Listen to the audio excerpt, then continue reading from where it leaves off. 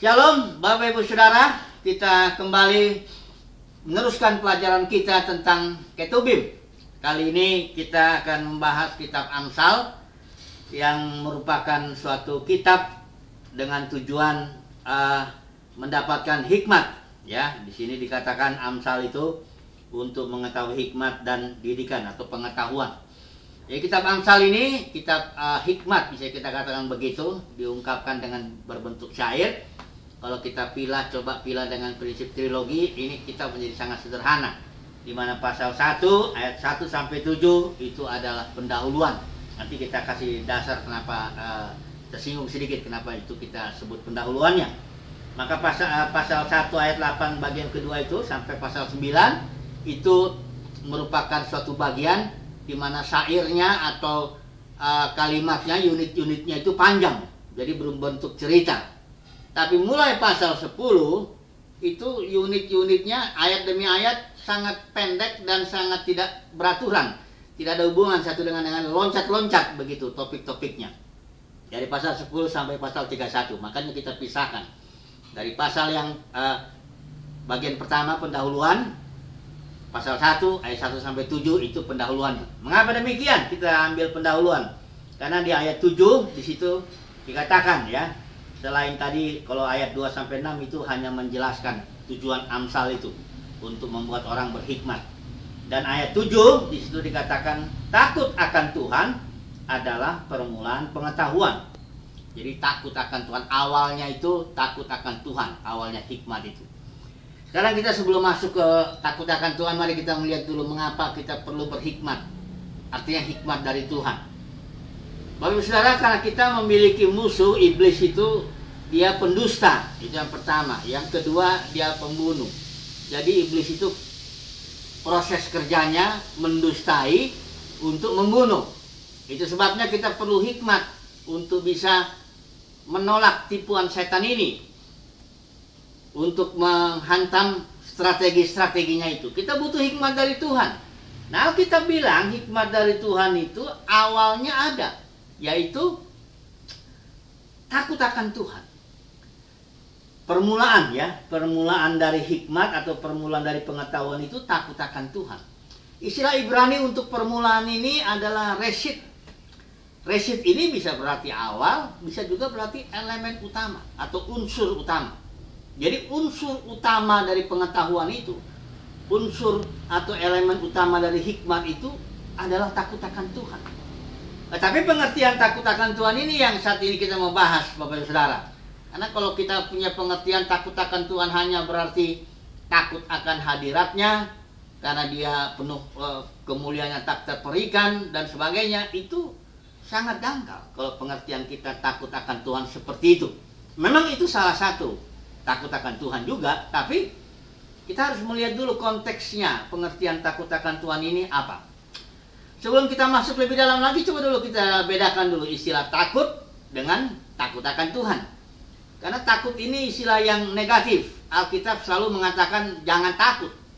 Alkitab selalu kalau Tuhan menyatakan diri kepada seseorang, mewahyukan entah melalui utusan atau malaikat atau apapun juga, dia selalu salamnya itu jangan takut.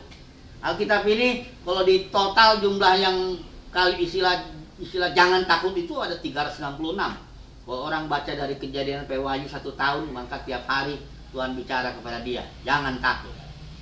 Tetapi istilah takut itu negatif, tapi takut akan Tuhan itu sangat positif.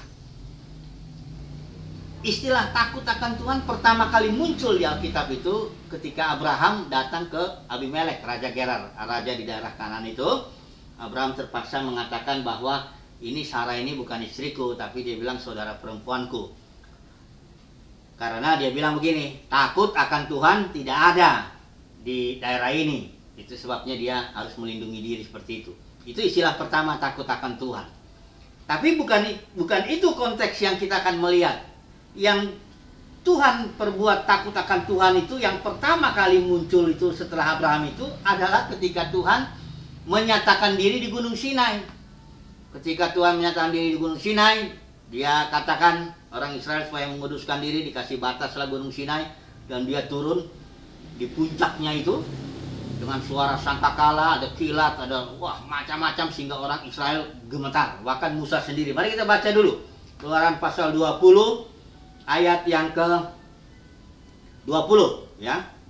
Dikatakan di sini demikian, tetapi Musa berkata kepada bangsa itu, janganlah takut, sebab Allah atau Elohim telah datang dengan maksud untuk mencoba kamu, dan dengan maksud supaya, perhatikan, takut akan Dia ada padamu, agar kamu jangan berbuat dosa. Jadi takut akan Tuhan, di sini pemahamannya takut akan Tuhan supaya jangan berbuat dosa, tapi konteksnya adalah perjanjian itu. Ketika Tuhan menyatakan dirinya, mengikat perjanjian, Dia menaruh takut akan Tuhan dalam hati umat Israel. Agar apa? Agar umat Israel jangan berbuat dosa. Dalam arti apa? Jangan melanggar perjanjian. Jadi sangat spesifik sekali takut akan Tuhan ini, yaitu supaya jangan berbuat yang melanggar perjanjian itu. Ini takut akan Tuhan pengertiannya. Jadi bukan hanya sekedar takut akan hadiratnya, tapi artinya menjaga perjanjiannya, takut melanggar perjanjiannya. Tetapi kenyataannya, Bapak Saudara, tidak lama setelah kejadian ini, Israel justru jatuh dalam penyembahan berhala. Ketika Musa 40 hari di atas Gunung Sinai, dia mau menerima kedua loh hukum itu, loh hukum perjanjian, orang Israel sudah menyembah berhala di sini. Rupanya kurang efektif. Artinya takut akan Tuhan dengan kedatangan Tuhan yang dahsyat di Gunung Sinai. Nah, kita tahu itu adalah perjanjian lama. Nah, dalam perjanjian baru juga ada sedikit, bukan sedikit ya, berarti kemajuan yang luar biasa mengenai takut akan Tuhan ini. Mari kita melihat dulu di kitab Ibrani ya. Kita coba bandingkan dulu ya. Takut akan, kita ingin mengerti pengertian takut akan Tuhan ini ya dalam konteks perjanjian. Saya akan bacakan dulu Ibrani pasal 12 ayat yang ke 18 mulai ya.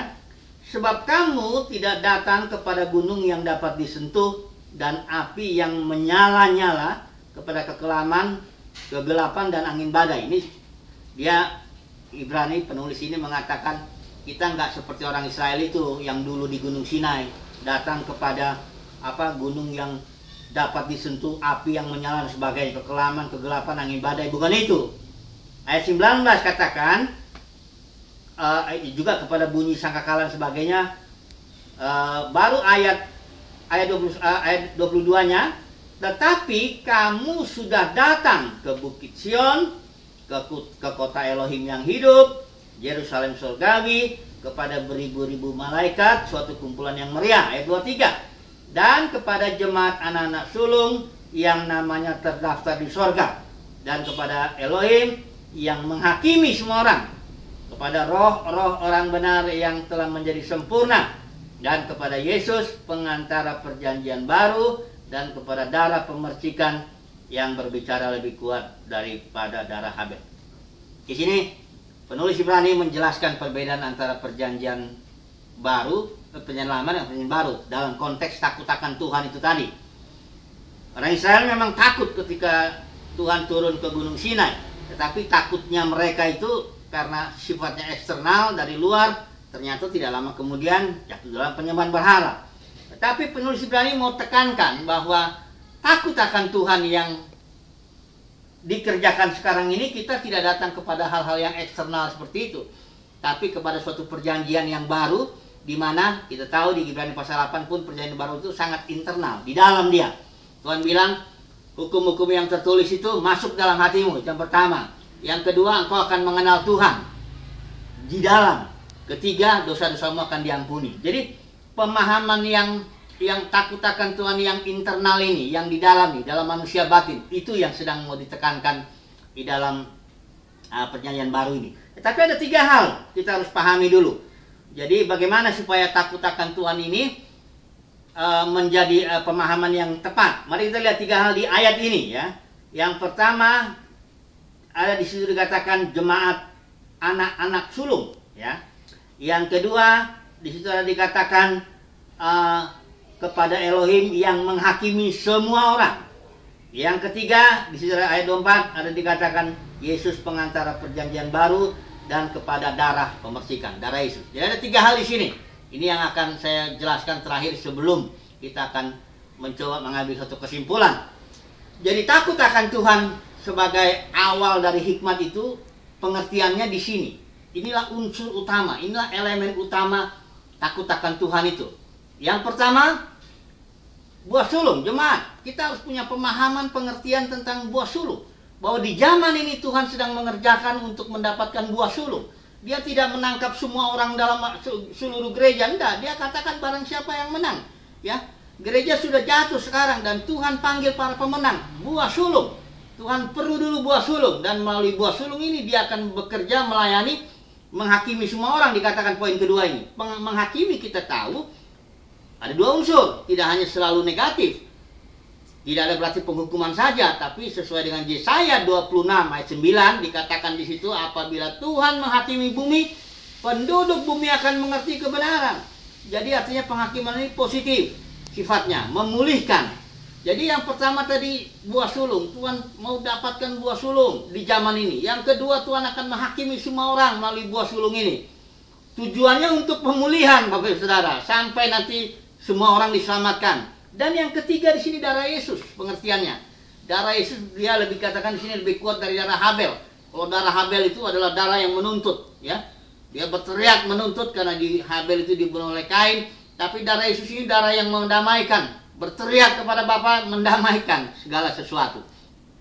Jadi inilah elemen utama daripada hikmat itu. Takut akan Tuhan dalam arti pengertian yang seperti ini. 3 poin. Pertama, Tuhan akan cari buah sulung. Karena ini pengertiannya, kita ingat ya, pengertian yang terkait dengan perjanjian.